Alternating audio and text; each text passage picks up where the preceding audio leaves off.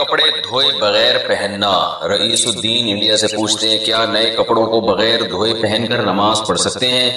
بعض لوگ کہتے ہیں کہ نئے کپڑوں کو بغیر دھوئے پہن کر نماز نہیں ہوتی۔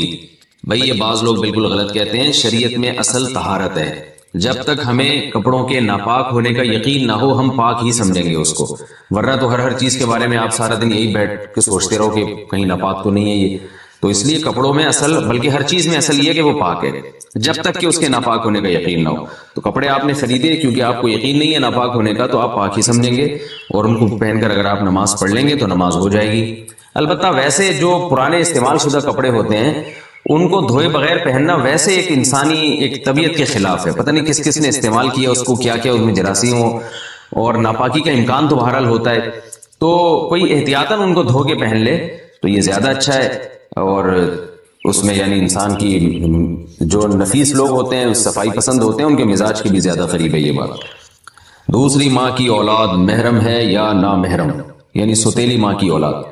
میرے والد صاحب نے میری والدہ کی وفات کے بعد میری خالہ سے نکاح کیا۔ خالہ کے پہلے سے 3 بچے تھے، کیا ان بچوں میں سے میرا کسی سے نکاح ہو سکتا ہے؟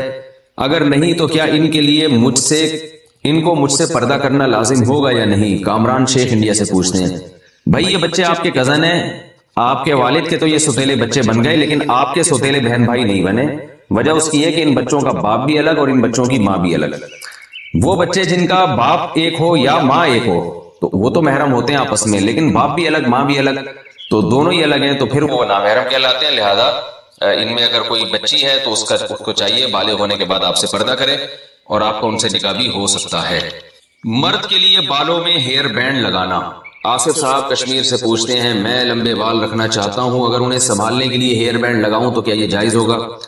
جی، مرد اگر لمبے بال رکھے اور بار بار ان کو سنبھالنا مشکل ہو رہا ہو تو وہ ان کو سنبھالنے کے لیے ہیئر بینڈ لگا سکتے ہیں، پیچھے کی طرف لے جا کے۔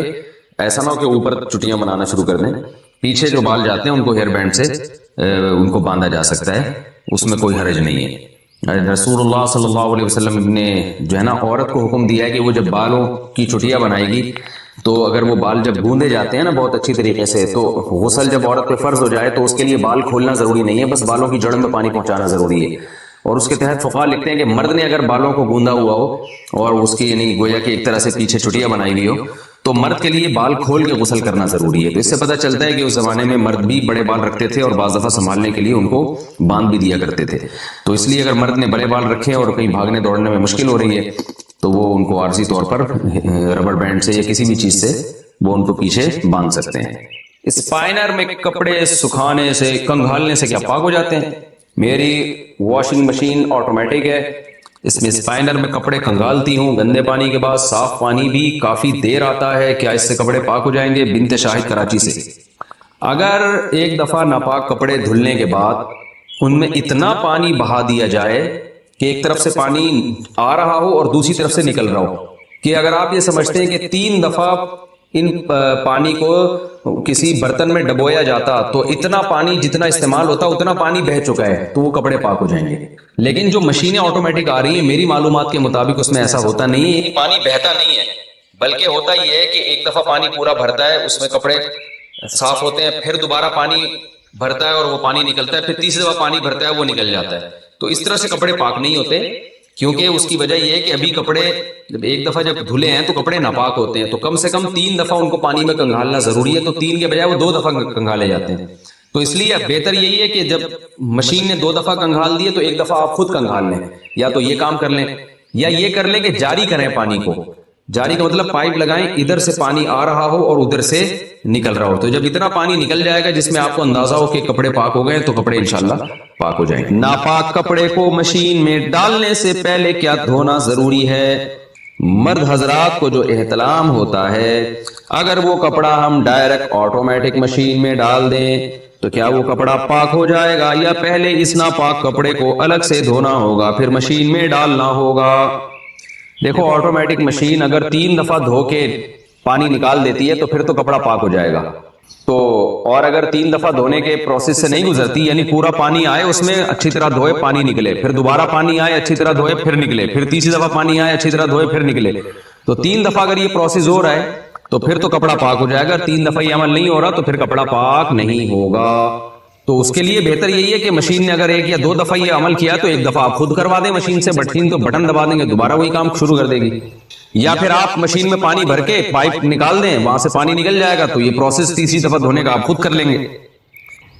لیکن یہ ضروری ہے کہ نجاست کے اثرات ختم ہو جائیں، تو یعنی اگر وہ نشان پھر بھی موٹا نشان لگا ہوا ہے اس کے اندر گندگی کا تو پھر کپڑا پاک نہیں ہوگا، تو اس کو رگڑنا بھی ضروری ہے تاکہ وہ نشان ہٹ جائے۔ ہاں رگڑنے کے باوجود بھی ہٹ نہیں رہا تو پھر پاک ہے، بہت زیادہ بھی وہمیوں کی طرح نہ رگڑنا شروع کر دیں، تو مردوں کے جو کپڑوں پہ ناپاکی لگ جاتی ہے نا تو 1 دفعہ اس کو بس 1 دفعہ رگڑ دیں اچھی طریقے سے، اگر وہ نشان دور ہو جائے ٹھیک ہے، نہیں دور ہو تو وہ معاف ہے۔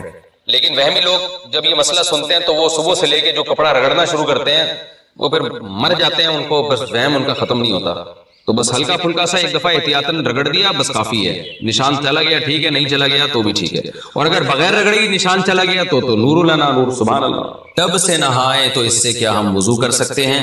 گھر میں باتھ روم میں نہانے کا بڑا ٹب ہے جس میں 180 یا 200 لیٹر پانی آتا ہے، وہ ٹب اگر پانی سے بھرا ہوا ہو تو اس میں 1 دفعہ وضو یا غسل جنابت کرنے کے بعد دوبارہ اسی پانی سے وضو یا غسل کیا جا سکتا ہے۔ شیرینہ خان: بھائی ٹب میں اگر آپ نے غسل ایسے کیا کہ ٹب کے اندر بیٹھ کے غسل کیا پھر تو اب نہیں ہو سکتا اس سے کچھ بھی، تو ہاں اگر ٹب سے ایسے پانی لے کے اپنے اوپر ڈالتے رہے جیسے مگے سے جو تمیز سے اسی طرح ہی نہایا جاتا ہے کہ ٹب کے اندر بیٹھ کے نہیں نہایا جاتا، بلکہ ٹب سے پانی لے کے جو ہے وہ اپنے اوپر ڈال رہے ہیں تو پھر تو اس ٹب سے آپ نے غسل بھی کیا، جو پانی بچ جائے وضو بھی کریں یا پہلے وضو کر لیں، ویسے غسل کے بعد وضو کی ضرورت نہیں ہوتی لیکن سنت غسل یہی ہے کہ پہلے وضو کریں پھر غسل کریں۔ اور اگر جاری ٹب ہے اس کے اندر بیٹھ گئے اور نلکا کھول کے پانی اس سے نکل کے جا رہا ہے، آپ نہا رہے ہیں اور پانی بہ رہا ہے تو پھر اس میں غسل بھی جائز ہے اور اسی میں وضو بھی جائز ہے۔ بالٹی میں کپڑے کیسے پاک کریں؟ بالٹی میں ناپاک کپڑے پاک کرنے کا طریقہ بتا دیں، نیز اگر نجاست معلوم نہ ہو کہ کہاں لگی ہو نہ نشان ہو تو کیا حکم ہوگا؟ عرفان شکور دبئی سے: دیکھو پہلے جہاں نجاست لگی ہے اس جگہ کو دھو کے صاف کریں، اور اگر پتہ ہی نہیں چل رہا تو اندازے سے دھو لیں کہ اس جگہ شاید لگی ہوئی ہو، اندازے سے بھی دھو لیں گے اللہ قبول کر لے گا انشاءاللہ۔ باقی یہ کہ بالٹیوں میں پانی، بالٹی میں تو جب کپڑے ڈالے جائیں ان کو اچھی طرح رگڑا جائے اور پھر کم سے کم 3 دفعہ پہلے یعنی جب تھوڑا صابن نکل گیا نا اس کے بعد کم سے کم 3 دفعہ بالٹی میں کپڑا ڈال کے نیا پانی لے کے نچوڑا جائے، یعنی کپڑے بالٹی میں ڈال دیے پھر سب کپڑوں کو نچوڑیں، پھر دوبارہ پانی میں ڈال دیں، یعنی بالٹی میں پانی بھرا ہوا اور نیا پانی اس میں کپڑے ڈال دیں، پھر پھر کپڑے نکال کے اچھی طرح نچوڑیں، پھر تیسری دفعہ بالٹی کو پانی سے بھریں اس میں کپڑے ڈال دیں اور پھر اچھی طرح نچوڑیں۔ تو میں یہ عرض کر رہا تھا کہ جب انسان اللہ کے دین کی طرف آئے نا تو دین کی مٹھاس وہی چکھے گا جو کشتیاں جلا کے آئے۔ البتہ اس میں ایک چیز نوٹ کرنے کی ہے کہ آدمی اپنا حلیہ ایسا نہ بنائے جو عجوبہ بن جائے، یہ ٹھیک نہیں ہے۔ بعض لوگ یونیورسٹیوں میں، میں نے طلبہ کو دیکھا ہے دین کی محنت کی دعوت دے رہے ہیں، کام کر رہے ہیں، لیکن اپنی ڈریسنگ ان کی ایسی ہے، اتنی بڑی بڑی پگڑیاں پہنی ہوئی ہیں انہوں نے اور ایسے چوغے جبے شامیانے۔ کالج کے کچھ لڑکوں سے میری ملاقات ہوئی چند سال پہلے، میڈیکل کالج میں وہ دین کی دعوت کا بڑا اچھا کام کر رہے تھے، لڑکوں کو، لبرل سیکولر لڑکوں کو دین کی طرف لا رہے تھے۔ تو رات کو میری ان سے ملاقات تھی، ان کے پروفیسر صاحب بھی موجود تھے، وہ لڑکے بھی موجود تھے۔ میں نے ان لڑکوں کا لباس دیکھا، پورا 4 آدمی ایک قمیض میں بڑے آرام سے آ سکتے تھے۔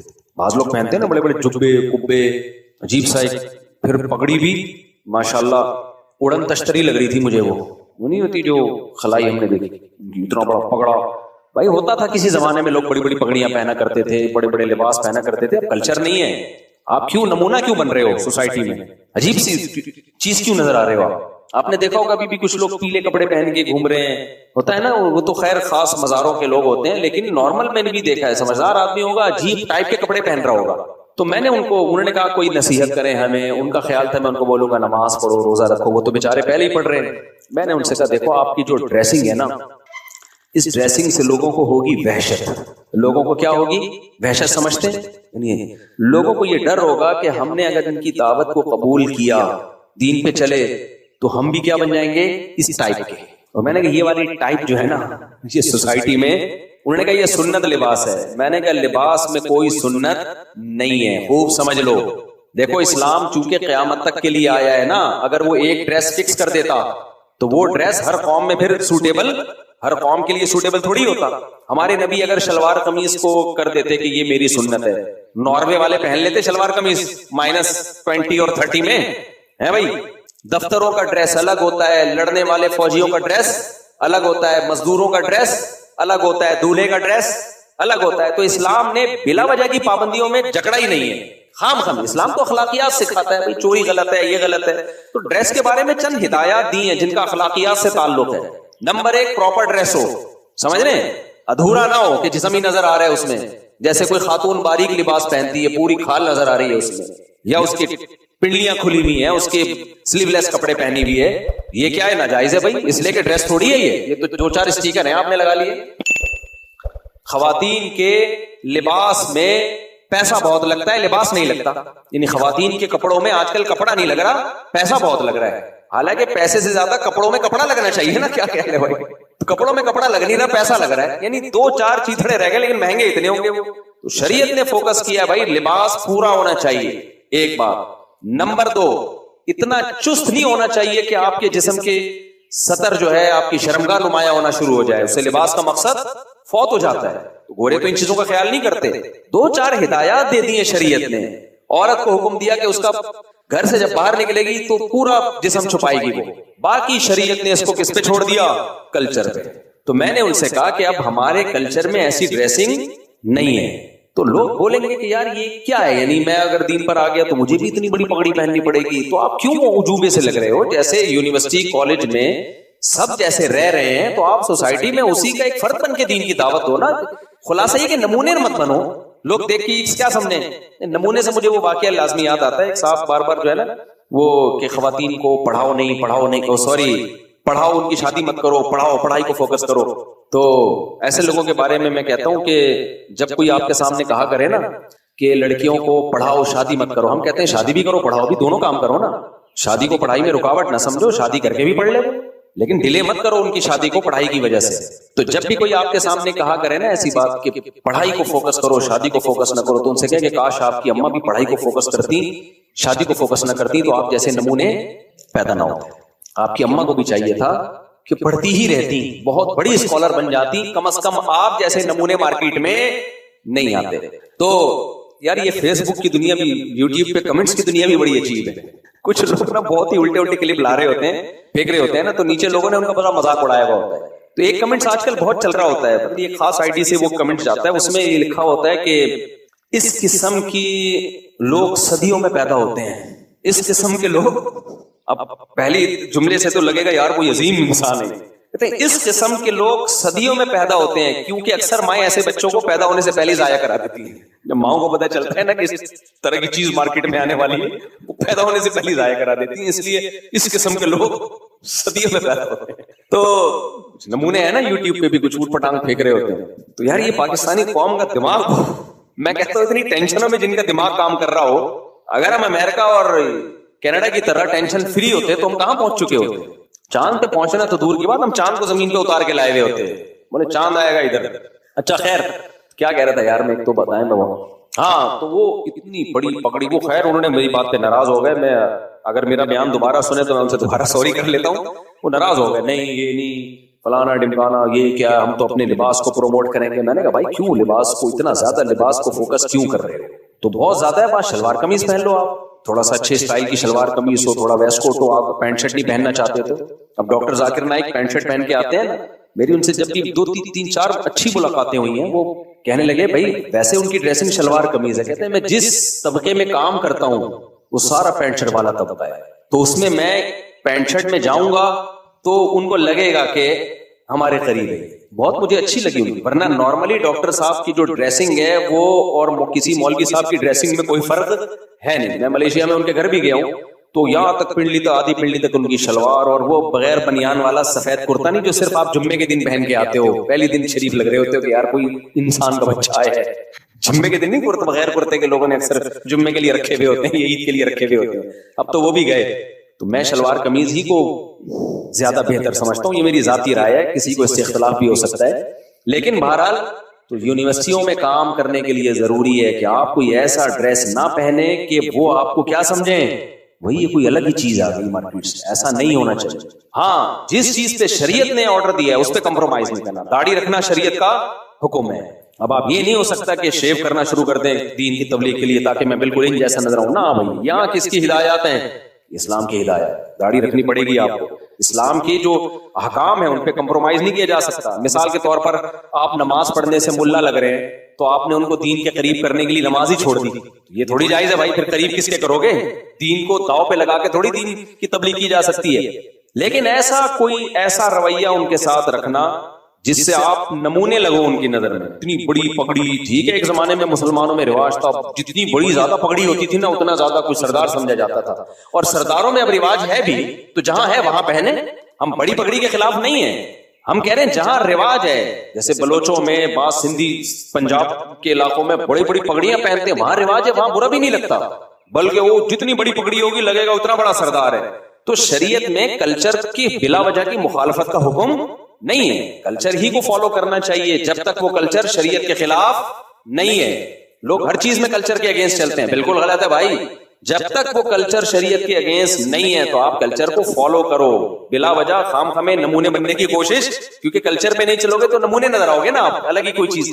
ایک اور یونیورسٹی کا مجھے واقعہ یاد آیا، نام یونیورسٹی کا میں نہیں لوں گا کیونکہ پھر وہ لوگ سمجھ جائیں گے ہماری بات ہو رہی ہے. وہاں بھی کچھ نیک پرہیزگار لڑکے گئے، بہت ہی لبرل یونیورسٹی ہے وہ، بہت بے حیائی ہے اس میں، بہت ہی ہائی، یعنی بڑی یونیورسٹی ہے، ہائی لیول کی. لڑکوں نے وہاں کام کرنا شروع کیا، دین کی دعوت، بہت تیزی سے لڑکے دین پر آنا شروع ہو گئے. اب جو لڑکا دین پر آتا اسے وہی والی پگڑی، وہی والا چوغا جو انہوں نے پہنا ہوتا نا، اسی قسم کی ڈریسنگ. اچھا اللہ نے برکت اتنی دی نا کام میں. انہوں نے جب دعوت دینا شروع کی لڑکوں کو، کسی بزرگ سے بیعت بھی تھے وہ، تو کیا ہوا، وہ سارا ان کا نیٹ ورک بڑھنا شروع. تو اب جب یونیورسٹی نے دیکھا کہ یار کچھ لڑکے بالکل ہی الگ ڈریس میں اور الگ سی ان کی لباس، تو یہ یونیورسٹی ایسا لگ رہا ہے 2 دھڑوں میں تقسیم ہو رہی، دھڑے بندی ہو رہی ہے اس میں. بھائی یونیورسٹی کو اس سے کیا غرض کہ کوئی داڑھی رکھے، نماز پڑھے، ان کو تھوڑی اس سے. لیکن جب سب کی ڈریسنگ ایک جیسی ہونا شروع ہو گئی، یونیورسٹی نے ان کو ٹک سب کو باہر نکال دیا.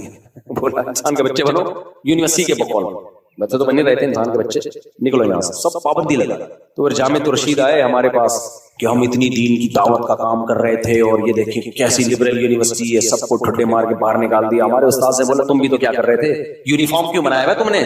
دین میں یونیفارم ہے کہ اس کلر کی پگڑی، اس کلر کے کپڑے. فوجیوں کا یونیفارم ہوتا ہے، پولیس کا یونیفارم ہوتا ہے، مذہب کا کوئی یونیفارم تھوڑی ہوتا ہے. بھائی جو پہن رہے ہیں وہی پہننے دو یار، ان کو تھوڑی بہت ہدایت دے دو یار. یہ کچھ زیادہ پینٹ پتلی ہو گئی ہے، تھوڑا سا اس کو کیا کر لو، تھوڑی سی اس کو ڈھیلی کر لو. 2-4 ہدایات ہیں. تو اتنا آپ نے بھی تو ایک پورا دھڑے بندی کا ماحول بنا دیا تھا، لگ رہا تھا کہ نیا فرقہ وجود میں آ رہا ہے. تو بعض دفعہ ہم خود غلطیاں کر کے اپنے پاؤں پہ کلاڑی مار رہے ہوتے ہیں. تو اسی طرح میں ان لڑکوں کو بھی کہتا ہوں جو دین پر آتے ہیں، اپنے خاندان میں دین پہ مضبوطی سے چلو، نمونے بولو مت بنو. لوگ یہ نہ بولے ہمارے خاندان میں ایک نمونہ پیدا ہو گیا ہے، ایسی حرکت. یہ سب چیزیں ہم بھگتے ہوئے ہیں. ہمارے خاندان میں خاندان میں تو نہیں، خاندان سے باہر کوئی ریلیٹو تھے، ان میں ایک نمونہ پیدا ہوا تھا. تو یہ جب چیزیں جو شریعت کے جو مقاصد ہیں ان کو زیادہ فوکس کرنا چاہیے.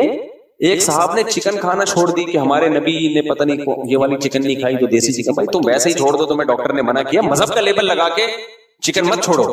اچھا مذہب میں یہ چیز بھی ہے کہ پولیو کے قطرے پلاتے ہیں، تو یہ مذہبی آدمی نہیں ہے، پولیو کے قطرے نہیں پلاتا تو دین پر کیا ہے، پکا اور مضبوط ہے. بھائی اس کا مذہب سے کوئی تعلق بولو نہیں. جن چیزوں کا میڈیکل سائنس میں مذہب سے تعلق ہے ان کو تو فوکس کر نہیں رہے. موٹاپے کو ہمارے نبی نے ناپسند کیا. ایک موٹاپا قدرتی طور پر ہوتا ہے، نیچرل ہے، قدرت کی طرف سے. بڑے بڑے بزرگوں کو میں نے دیکھا بہت وزن ہے، حالانکہ کھاتے صرف ایک ٹائم ہے. بعض صحابہ بہت بھاری جسم کے تھے، وہ تو ایک الگ چیز ہے. کھا کے جو موٹاپا پیدا ہو، تیجا کا بھی کھا گیا، 40 میں کے بھی بریانیاں پھوڑ دی، محرم کے حلیم پھوڑ دیے، پھر اللہ بھلا کرے کونڈے پھوڑ دیے، پھر ابا کے انتقال پہ سویم پھوڑ دیا. کسی کے ابا کے، اپنے ابا کے انتقال پہ تو نہیں پھوڑتے، دوسروں کے ابا کے انتقال پہ کیا پھوڑ دیا، سویم پھوڑ دیا. پھر شب برات کا حلوہ پھوڑ دیا، اور اللہ بھلا کرے 11ویں شریف پھوڑ دی. عید میلاد النبی پہ زردے کی دیگ پھوڑ دی. پھوڑ کے ہمارے توندے کیا ہو گئی، نکل گئی. صرف توند کا تذکرہ کر رہا ہوں، باقی بھی چیزیں نکل جاتی ہیں، لیکن فی الحال فوکس میں کس کو کر رہا ہوں، توند. یہ والی توند اسلام میں حرام ہے. اتنی شدید وعیدیں ہیں نا اس پر، آپ حدیث اٹھا کے دیکھو. ایک قدرت کی طرف سے پیٹ نکلتا ہے، جن لوگوں کو قبض ہو، پیٹ خراب ہو، ہوتا ہے. ہم نے بڑے بزرگوں کو دیکھا ہے ایک ٹائم کھاتے ہیں بہت تھوڑا، لیکن وزن بہت زیادہ ہے. وہ تو اللہ کی بنائی ہوئی باڈی ہے نا. میں اس لیے بار بار یہ وضاحت کرتا ہوں کہ کسی بھاری جسم والے کو دیکھ کر بدگمان ہونے کی اجازت نہیں ہے، کسی بڑھے ہوئے پیٹ والے کو دیکھ کر بدگمان ہونے کی اجازت نہیں ہے. یہ قدرت کی طرف سے بھی ہوتے ہیں کچھ چیزیں، اور کچھ ایسے پھوڑتے ہیں لیکن وزن نہیں بڑھتا ان کا. تو لیکن کھا کھا کے اگر وزن بڑھ گیا تو یہ اسلام میں پسندیدہ نہیں ہے. اور میں نے بہت سارے مذہبی لوگوں کو جو اللہ رسول کے عاشق کہلاتے ہیں، کہتے بھی ہیں، دیوبندی بریلوی اہل حدیث کی بات نہیں ہے، سب جگہ ہوتے ہیں ایسے لوگ، اللہ رسول کے عاشق ہے، لیکن جب پھوڑنے میں بیٹھتے ہیں نا آدمی کہتا ہے یہ اللہ رسول کا عاشق نہیں ہو سکتا، یہ دیگوں کا عاشق ہے. جو اللہ رسول کا عاشق ہوگا نا وہ پھوڑے گا نہیں کبھی بھی، وہ کھائے گا بس خالی. ہمارے نبی کی خوراک تو دیکھو کتنی کم تھی، صحابہ کی خوراک. اسلام میں تو روزے ہیں بھائی، اللہ اور نبی کا عاشق روزے رکھتا ہے، ہر وقت کھاتا نہیں رہتا وہ. ہم فراق یار میں گھل گھل کے ہاتھی ہو گئے. فراق یار گاڑی اردو ہے نا، یار کی جدائی، محبوب کی جدائی. تو جدائی میں انسان موٹا ہوتا ہے دبلا ہوتا ہے، دبلا ہوتا ہے نا غم میں. تو شاعر کہہ رہے ہیں آج کے عاشق عجیب ہیں، اللہ رسول کے عاشق ہیں لیکن یار کی جدائی میں یہ گھل گھل کے ہاتھی ہو رہے ہیں. تو ہم فراق یار میں گھل گھل کے ہاتھی ہو گئے، اتنے گھلے رستم کے ساتھی ہو گئے، رستم پہلوان نظر آنے لگے. ہمارے نبی صلی اللہ علیہ وسلم نے صحیح بخاری کی حدیث سے فرمایا اس امت میں جو سب سے پہلی خرابی آئے گی نا وہ موٹاپا آئے گا. بخاری کی حدیث ہے، سب سے پہلی خرابی جھوٹ اور موٹاپا. کھائیں گے تو پھوڑنا پڑنا سے. اور کمال ہے کہ تم کھاؤ یار، منع کس نے کیا تمہیں؟ اپنے خرچے پہ کھا رہے ہو، مذہب کا لیبل تو نہ لگاؤ نا اس پہ. مذہب کا لیبل لگا کے کھا رہے ہو، آج بریانی ہے، آج فلانی ہے، آج 11ویں کا کھانا ہے، دمکانے کا کھانا. کھلانا سنت ہے بھائی، کھانا نہیں ہے کہیں بھی. غریبوں کو کھلاؤ یار جا کے. کھانے میں تو روزے ہے، اپنے لیے روزے. نبی نے اپنے لیے روزے پسند کے لیے، دوسروں کے لیے صدقے پسند کیے، صدقہ دیا کرتے تھے آپ. تو اپنے لیے تو نبی نے روزہ پسند کیا ہے، تو ہمیں بھی اپنے لیے روزہ رکھنا ہے. دوسروں کو کھلانے والے کو نہیں سنانا کہ آپ نے دعوت کی، غریب کو بٹھایا، کم کھانا سنت ہے. وہاں یہ موقع نہیں ہے، سمجھ رہے ہو. سخاوت کا تقاضا یہ ہے کہ وہاں بولو کھاؤ. میں سعید انور کا ذکر کرتا ہوں نا، بہت نیک آدمی، اللہ ان کی عمر برکت دے.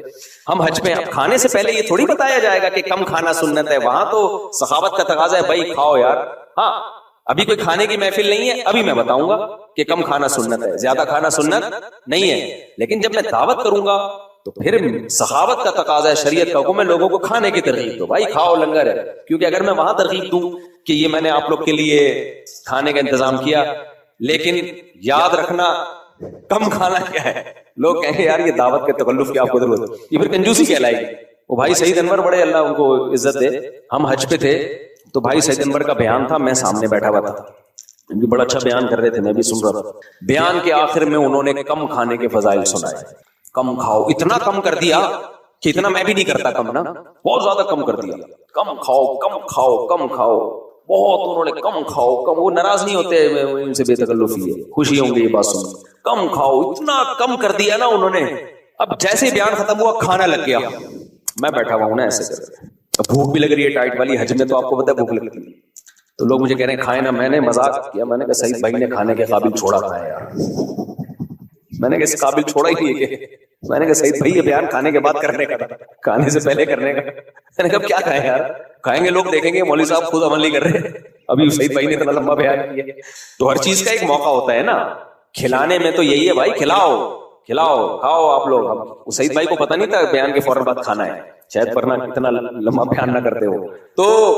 تو میں یہ کر رہا تھا جو چیزیں فوکس کرنے کی ہیں، شریعت میں پرسنالٹی کی بڑی ویلیو ہے. ہمارے نبی صلی اللہ علیہ وسلم جب بھی کسی ملک میں کسی کو سفیر بنا کے بھیجتے تو سب سے بہترین پرسنالٹی والے صحابی کا انتخاب کرتے ہیں، سب سے بہترین، تاکہ جب وہ دوسرے ملک میں جائیں تو ان کی پرسنالٹی کا اثر ہو. بادشاہ دیکھے بھائی کوئی بندہ آیا ہے بات کرنے کے لیے.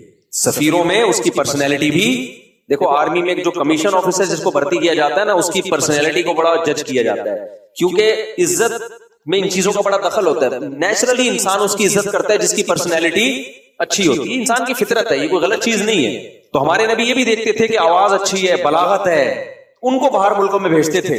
آپ نے کمانڈر بنانے کے لیے کرائیٹیریا کچھ اور تھا، سفیر بنانے کا کرائیٹیریا کچھ اور تھا، مبلغ کا کرائیٹیریا کچھ اور تھا. ہر چیز میں آپ صلی اللہ علیہ وسلم نے گورنر اور علاقے کا ہولڈ کس کے حوالے کرنا ہے اس کا کرائیٹیریا کچھ اور تھا. اذان کس نے دینی ہے اس کا کرائیٹیریا، اذان بلال سے دلوائی ہے رضی اللہ عنہ، آواز اونچی ہے، اذان ان سے دلوائی ہے. امام بنایا ابی ابن کعب کو، قرات میں آواز ان کی اچھی تھی، صحیح ہے نا. حضرت ابی ابن کعب رضی اللہ عنہ بہت خوبصورت، تبھی حضرت عمر نے تراویح انہی سے پڑھائی نا. تو ہر چیز کو نبی صلی اللہ علیہ وسلم نے اس زمانے کے لحاظ سے، ایسے نہیں ہے ہم تو سمجھتے ہیں کہ اسلام میں بھیڑ چال ہے، بس اللہ سے سب کچھ ہوتا ہے. بھائی اللہ سے سب کچھ ہوتا ہے، لیکن پہلے آپ کو وہ کرنا پڑے گا جو آپ سے ہوتا ہے، پھر جو آپ سے نہیں ہوگا وہ کون کرے گا؟ شروع سے ہی اللہ سے ہی ہوتا ہے، تو پھر اس کا مطلب آپ بیٹھے ہوئے ہاتھ پہ ہاتھ رکھے، آپ نے کچھ بھی نہیں کرنا. یہ تو ایسے ہی ہو گیا، آپ کو اولاد چاہیے، بھائی شادی کر لے، بھائی اللہ سے ہوتا ہے سب کچھ. اللہ نے حضرت عیسیٰ کو بغیر باپ کے پیدا کر دیا، تو میرے بچے کو بغیر ماں کے پیدا کر دے گا. تو بھائی وہ ایک ہی دفعہ ہوا ہے، وہ معجزہ تھا، بار بار ایسا نہیں ہوگا. آپ شادی کرو گے، میاں بیوی کا ریلیشن ہوگا، اس کے بعد دعا مانگی جائے گی، اے اللہ تو مجھے نیک صالح اولاد عطا فرما. قرآن میں نا بڑے علمی نکات ہیں. قرآن کہہ رہا ہے یعتذرون الیکم اذا رجعتم الیہم لترضوا عنہم. قرآن کہ لترضوا عنہم ہے لترضوا عنہم، کوئی حافظ نہیں بیٹھا ہوا. لترضوا عنہم فإن ترضوا عنہم فإن اللہ لا يرضى عن القوم الفاسقین. اے نبی جب آپ غزوہ تبوک سے واپس پہنچیں گے تو یہ جھوٹی قسمیں اٹھائیں گے تاکہ آپ ان سے راضی ہو جائیں، خوش ہو جائیں. اگر آپ خوش ہو بھی گئے اللہ پھر بھی خوش بولو نہیں ہوگا. دیکھو یہاں نبی کو خوش کرنے کا ثواب کیوں نہیں مل رہا؟ کیونکہ یہاں نبی کو خوش کرنے سے مقصد اللہ کو خوش کرنا نہیں ہے. تو قرآن کہہ رہے ایسی خوشی کا میں ایسی خوشی پہ خوش نہیں. اور کعب ابن مالک، مرارہ ابن ربی اور ہلال ابن امیہ، ان تین صحابی نے سچ بول کے نبی کو ناراض کر دیا. منافقین نے جھوٹ بولا نا کہ یہ عذر تھا، یہ عذر تھا، ہم تبوک میں اس لیے نہیں آ سکے، یہ مسائل تھے، یہ مسائل تھے. نبی عالم الغیب نہیں، آپ نے کہا چلو بھائی ایسے ہی ہوگا، آپ خوش ہو گئے، ٹھیک ہے بھائی جاؤ، کوئی سزا نہیں، کچھ بھی نہیں. اللہ نے کہا آپ خوش ہیں، اللہ نہیں خوش ان سے. دوسری طرف منافقین جو مخلص صحابہ تھے تین، کعب ابن مالک، مرارہ ابن ربی، ہلال ابن امیہ، یہ تین صحابی نے سچ بولا. یا رسول اللہ کوئی عذر نہیں تھا، بس ہم سستی کی وجہ سے پیچھے رہے، کوئی عذر نہیں. جانا چاہیے تھا، ہم پہ فرض تھا، لیکن باغ پک چکے تھے، سب کچھ تیار تھا، پھر بھی نہیں گئے، کوئی عذر نہیں ہے. سچ بولا نا، نبی غضبناک ہو گئے. نبی کیا ہو گئے؟ اس لیے نہیں کہ سچ بولا ہے، اس لیے کہ جب کوئی عذر نہیں تھا تو پیچھے رہنے کا کوئی جواز بنتا نہیں. آپ نے فرمایا قم، جاؤ یہاں سے، حتی یقضی اللہ فیکم، اللہ فیصلہ کرے گا تمہارے بارے میں.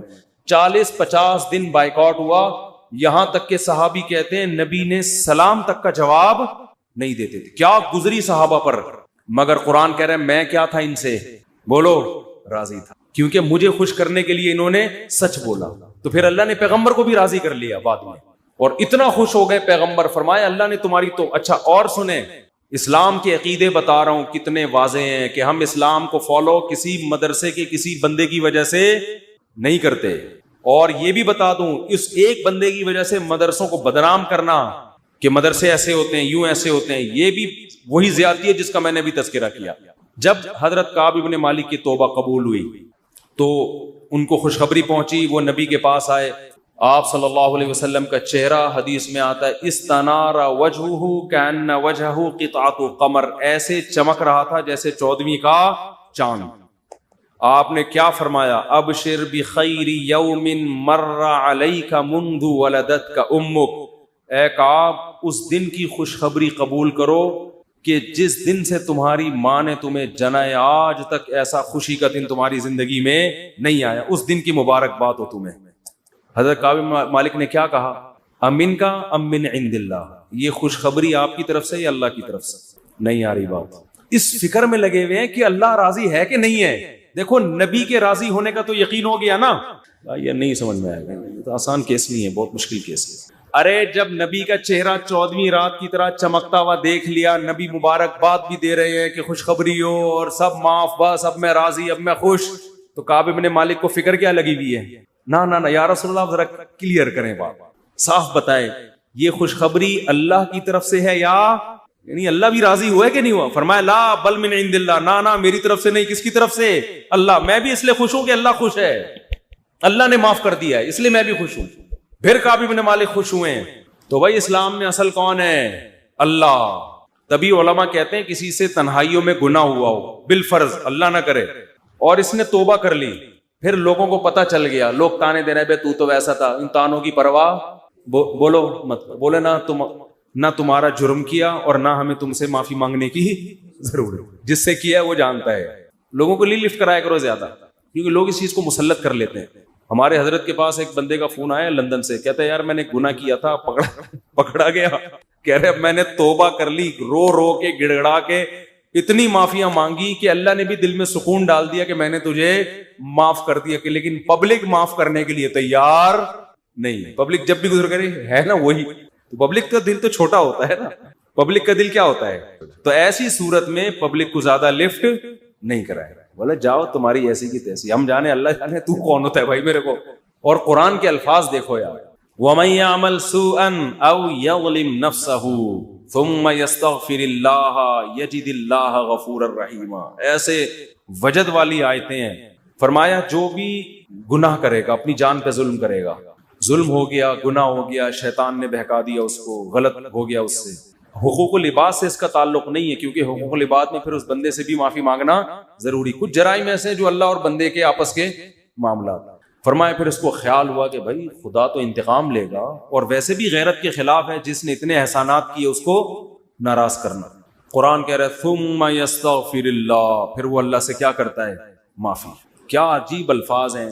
اللہ نے یہ نہیں فرمایا غفارہ اللہ, اللہ اسے معاف کر دے گا, نہ نہ نہ, یہ انداز نہیں ہے, یہ اللہ اس سے انتقام نہیں لے گا. فرمایا یجید اللہ غفور الرحیم, وہ اللہ کو پائے گا, وہ دیکھے گا کہ اللہ غفور بھی ہے اور رحیم, وہ دیکھے گا اپنی آنکھوں سے.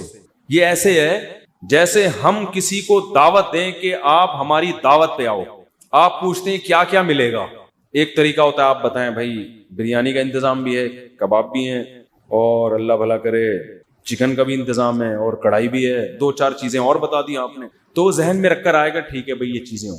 ایک اسٹائل یہ ہوتا ہے وہ کہ بھائی کیا ملے گا, تو آپ اس کو بتائیں جب تم آؤ گے نا تو میری دعوت میں پہنچنے کے بعد تمہیں محسوس ہوگا کہ وسیم بھائی چھوٹے موٹے سیٹ نہیں ہے. وسیم بھائی نے دعوت, یہ جی تم پالو گے, یہ چیز محسوس کرو گے کہ وسیم بھائی طبیعت کے تنگ, ایسا دسترخوان ہوگا, چھوڑو بریانی کباب, وہ غریبوں والی باتیں ہیں. کیا بریانی, مسالے والی بریانی, اور مفتی صاحب کے بیان سنتے رہتے الٹے الٹے, مسالے والی بریانی, چپلی کباب, کوئٹہ کی چائے. ابے بھائی چھوڑو یہ باتیں, یہ تو کہیں کھانچے وانچے میں پڑی ہوئی ہوگی. یجید تم پاؤ گے, مجھے محسوس کرو گے کہ یہ چھوٹا موٹا سیٹ نہیں ہے. دسترخوان دیکھ کے اندازہ ہو جائے گا بھائی کوئی بہت بڑا آدمی ہے.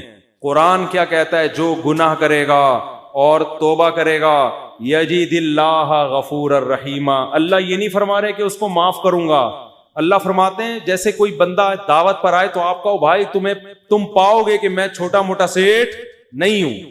ہاں میں اس پہ واقعہ سنا رہا تھا کہ حضرت مولانا طارق جمیل صاحب ایک دفعہ کویت کے شہزادوں نے ان کی دعوت کی, تو اب وہ کیا تصور دماغ میں لے کے گئے ہوں گے.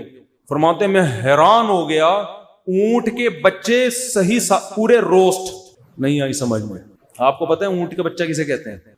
اونٹنی کے جو بچے ہوتے ہیں نا وہ ذبح کر کے کھال اتار کے کنووں میں پورے روسٹ چاول بھر کے دسترخوان پر رکھے. بکرے روسٹ تو سنے ہوں گے, اونٹ روسٹ نہیں سنے ہوں گے. اب جو شہزادے ہیں ان کے لیے یہ کوئی اتنی بڑی چیز نہیں ہے, ان کی یہ بریانی ہے, ٹھیک ہے نا, ان کی بھی کیا ہے.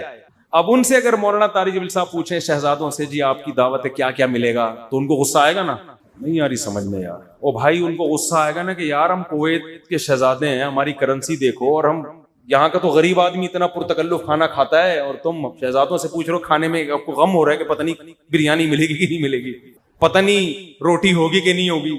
تو اگر وہ ان سے پوچھتے تو وہ جواب میں یہ تھوڑی کہتے کہ یہ بھی ہے یہ بھی ہے, وہ کہتے بھائی آ جاؤ پتہ چلے گا شہزادوں نے دعوت کی. آ جاؤ گے تو پتہ کیا چلے گا, پتہ چل جائے گا کہ شہزادہ بھی کوئی نائجیریا کا نہیں, کہاں کا, کویت کا, عرب شہزادہ ہے, اس کی دعوت ہے, آپ آئیں.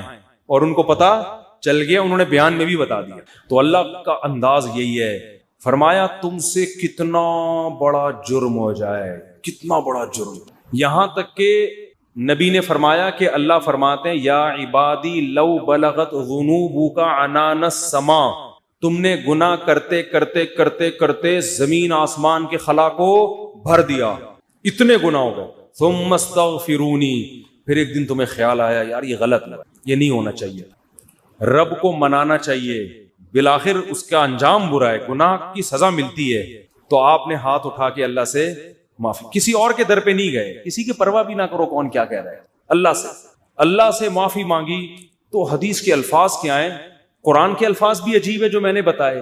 قرآن کے الفاظ کے اللہ فرماتے ہیں معاف کرنا تو یہ تو ہلکی بات ہے نا, معاف کروں گا تو مطلب یہ کہ یہ بریانی ملے گی, کوفتے ملیں گے, سالن, یہ تو ہم نے بتا دیا نا. اللہ فرماتے ہیں توبہ کر کے دیکھ تو اللہ کو غفور اور رحیم پائے. غافر نہیں, راحم نہیں, غفور مبالغہ ہے. تو اللہ کو محسوس کرے گا کہ تیرا رب چھوٹا موٹا معاف کرنے والا نہیں ہے. رحیم کا مطلب بہت رحم کرنے والا ہے. اور اللہ یہ تجھے دکھائے گا. دکھائے گا کا مطلب کیا ہے؟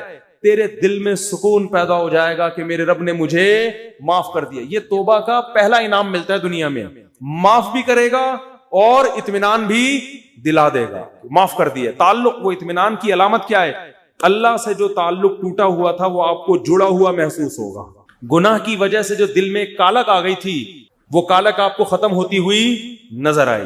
یہاں تک علماء کہتے ہیں کہ بعض لوگ گناہ کر کے ایسی توبہ کرتے ہیں کہ گناہ سے پہلے جو اللہ کا ان سے تعلق تھا نا, گناہ کے بعد جب توبہ کی تو اس سے زیادہ اچھا تعلق پیدا ہو جاتا ہے ان کا, پہلے سے بھی زیادہ اچھا اللہ کی محبت پیدا ہو جاتی ہے. یہ تو قرآن میں. حدیث میں کیا آتا ہے کہ اگر زمین اور آسمان کے خلا کو تم نے گناہ کر کے پر کر دیا, ثم استغفرونی, پھر مجھ سے مغفرت طلب کرو, لغفرت, معاف کروں گا.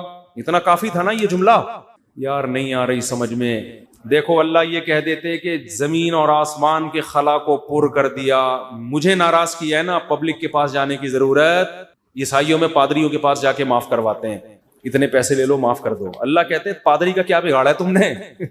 ناراض مجھے کیا ہے, نماز چھوڑی ہے مجھے ناراض کیا, زنا کیا مجھے ناراض کیا, انٹرنیٹ پر فحش فلمیں دیکھی مجھے ناراض کیا, یہ جو ہو رہے ہیں گناہ آج کل, کچھ بھی کیا مجھے ناراض کیا نا, آؤ میرے سامنے گڑ گڑاؤ.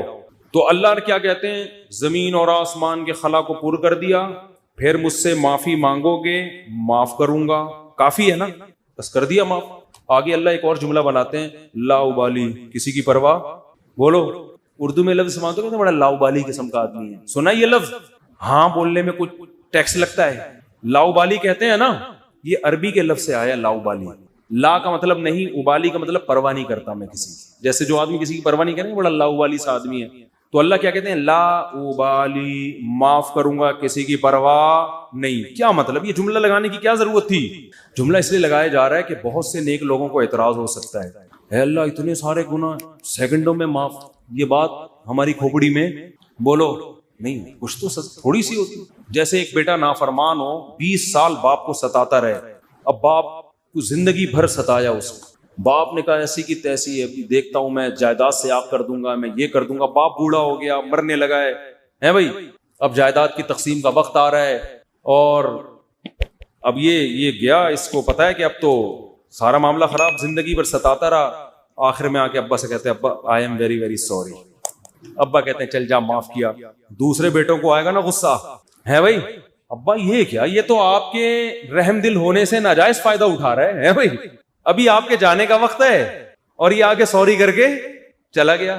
تو ابا اگر ابا ہوں گے تو آپ دوسرے بچوں کو کیا بولیں گے؟ باپ تم ہو یا میں ہوں؟ کیا خیال ہے؟ باپ تم ہو یا ٹھیک ہے تمہارا مشورہ ہے میں نے سوچ لیا. باپ بہرحال کون ہے؟ میں, میری مرضی, میری جائیداد ہے, میری میراث ہے, میں کسی کو بھی نہ دوں, میں صدقہ کر دوں, جاؤ. لیکن انسان کا اتنا ظرف ہوتا نہیں ہے. اب اللہ پر تو موت واقع نہیں ہوگی, لیکن انسان پر تو موت واقع ہوتی ہے, اور موت کے بعد رحمت کے چانسز ختم, توبہ کے دروازے بند.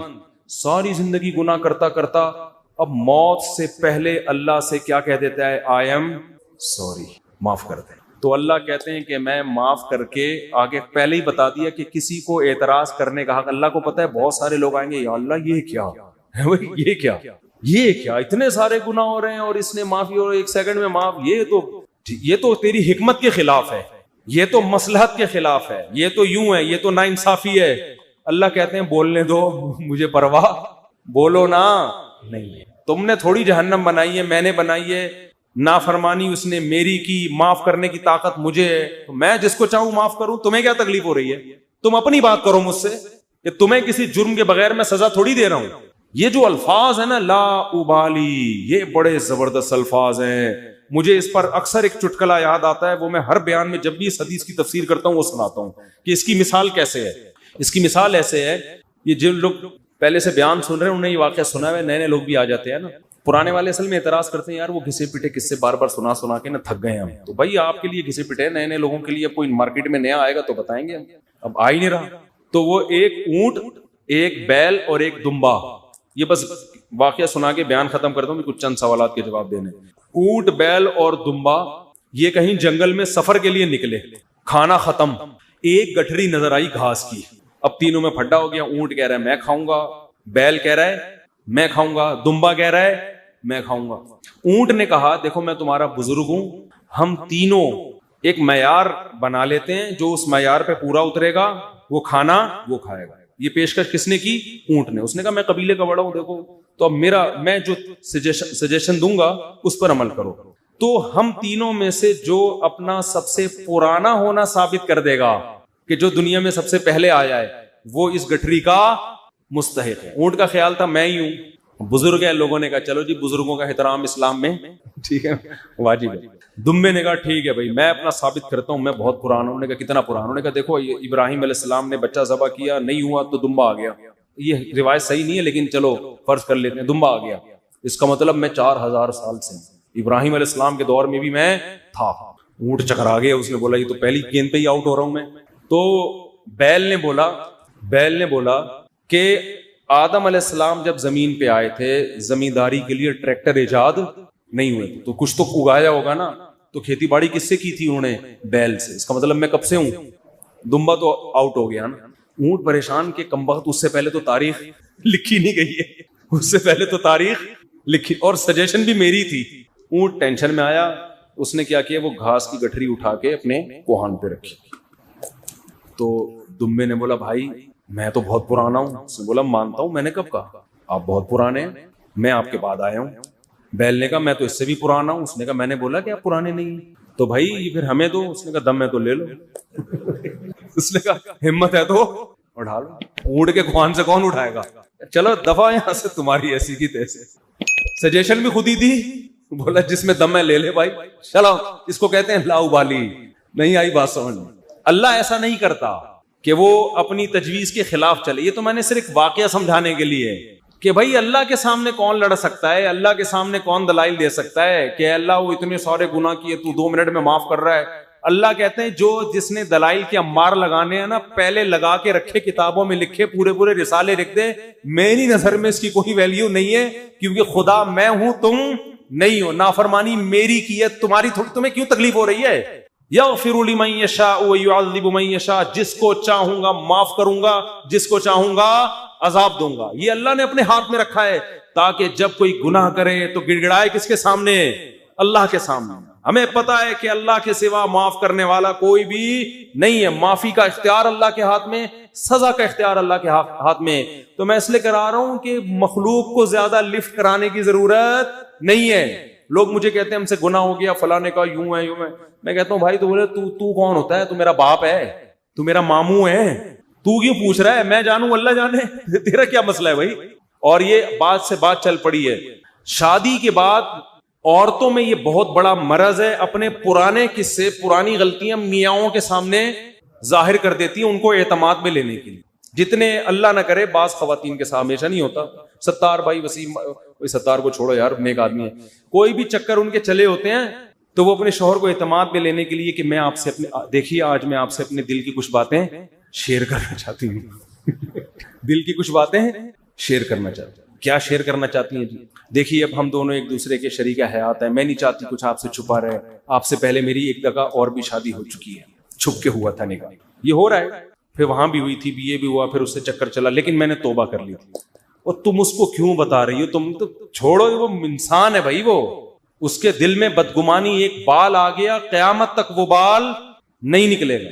چھوڑو تمہارا ماضی کیا گزرا, اس کو بولو بھائی میں بہت نیک گھرانے میں پیدا ہوئی ہوں, بہت نیک ہوں, اسی طرح قبول ہو, ٹھیک ہے. نہیں تو میاں تفتیش کر رہے ہوتے ہیں گھس گھس کے, موبائل میں تفتیش کر رہے ہوتے ہیں گھس گھس کے, تو یہ کس نے اجازت دی آپ کو تفتیش کرنے کی بھائی؟ اسی طرح عورت شوہر سے بھی نہ پوچھے پرانے, وہ بھی مکھنچو بیٹھ کے اپنے پرانے قصے سنا رہا ہوتا ہے, اس کو بھی اعتماد کیا ہو جاتا ہے. جو اللہ نے جس گناہ پہ پردہ ڈالا, آپ خود اگر اس کو ظاہر کر رہے ہو تو آپ سے بڑا بے وقوف دنیا میں کوئی بھی نہیں. ایک عورت نے مجھے بتایا کہ میرے شوہر کو مجھ پہ شک ہوا, اس نے ماضی شادی سے پہلے, وہ شادی کے بعد کی بات ہے, شادی سے پہلے کیا ہوتا رہا چھوڑو اس کو, ٹٹولا بالآخر میں نے اگل دیا جی میرا کسی سے غلط تعلق تھا, میں نے توبہ کر لی. کہہ رہے جب بھی پھڈا ہوتا ہے کہتے تم ہو تو وہی نا. میں نے کہا غلطی آپ کی ہے. کیوں بتا رہی ہو بھائی؟ وہ 100 دفعہ بھی پوچھ رہے ہیں آپ کیوں بتا رہے ہو, کیوں بتا رہے ہو آپ اس کو؟ تو ہمارا تعلق کس سے ہونا چاہیے؟ ہم اللہ کے بندے ہیں, جرم اللہ کا تو توبہ بھی کس سے؟ اللہ کی. اور ایک اور بات سے بات نکلتی ہے, بعض خواتین کے ساتھ کوئی ایسا واقعہ ہو چکا ہوتا ہے کہ وہ کنواری نہیں رہتی, بعض دفعہ کوئی مسئلہ ہوتا ہے ان کے ساتھ, یا بعض دفعہ کوئی برائی ہو چکی ہوتی ہے جس سے وہ توبہ کر چکی ہوتی ہیں, وہ شادی کرتے ہوئے ڈر رہی ہوتی ہیں, تو وہ ڈر رہی ہوتی ہیں کہ شوہر کو پتہ چلے گا, وہ کہے گا یہ تو کنواری نہیں ہے. تو وہ جب میں فون اٹھاتا تھا نا اس طرح کے مشورے بھی کہ ہم کیا شوہر کو بتا دیں, تو یہ حماقت نہیں کرنا بھائی. یہ تو کسی بھی طرح سے زائل ہو سکتا ہے, کسی بیماری سے بھی ہو سکتا ہے پردہ زائل, اور بھی 10 بعضوں کے پیدائشی نہیں ہوتا. تو ایسے موقع پہ جھوٹ بولنا بھی جائز ہے. نہیں آ رہی بات؟ عورت کے لیے جائز ہے کہ وہ شوہر سے بولو نا, جھوٹ بول دے, وہ یہ نہ بتائے کہ میں نے بدکاری کی ہے پھر توبہ کر لی ہے, یہ اتنی تفصیل میں جانے کی ضرورت نہیں ہے. وہ بول دے بھائی یہ پیدائشی نہیں ہے, یہ جھوٹ ہے. لیکن کیوں؟ وجہ اس کی ہے کہ اس کمبخت کو یہ تفتیش کی اجازت نہیں ہے کہ وہ پوچھے آپ سے. جو ماضی کے قصے ہیں وہ کیا ہیں؟ وہ ختم, وہ پرانے ہیں. تو جو ٹوہ میں لگتا ہے نا, ٹوہ میں گھستا ہے ایک دوسرے کی ٹوہ میں, اللہ اس کو کیا کرتے ہیں؟ رسوا کرتے ہیں. تو گناہ ہو جائے کس سے تعلق؟ اللہ سے. ہم عیسائی تھوڑی ہیں کہ پادریوں سے جا کے یا پنڈتوں سے جا کے اپنے گناہ شیئر کر رہے ہوں. مجھے بھی لوگ آ کے بتاتے ہیں, میں کہتا ہوں یار مجھے نہیں بتاؤ کیا ہوا ہے, میں بھی انسان ہوں. ہاں ایک صورت میں آپ بتائیں, جیسے کوئی مریض ڈاکٹر کو اپنی بیماری بتا رہا ہوتا ہے علاج کے لیے, تو کسی بزرگ سے کسی عالم سے آپ کا تعلق ہے, آپ سمجھتے ہیں کہ اس سے میں مشورہ لے سکتا ہوں, اور مشورہ اس وقت تک نہیں لے سکتا جب تک میں اس کو اپنا پورا مرض بتاؤں نہیں کہ میرے اندر کیا گناہ ہے جو میں چھوڑنا چاہتا ہوں مگر مجھ سے چھوٹتا نہیں. ایسی صورت میں پھر مجبوری ہے بتانے کی تاکہ وہ اس کا کوئی علاج بتایا. تو اس کا خیال کرنا چاہیے. یہ اللہ کا دین کتنا زبردست ہے, اللہ نے ہمیں بتا دیا گناہ سے بچنا کیسے, ہو جائے تو کرنا کیا ہے. ہمارا رب ہے غفور الرحیم, جب توبہ کرو گے اللہ کہتے ہیں میں بتا دوں گا کہ میں, لوگ معاف نہیں کرتے مگر میں معاف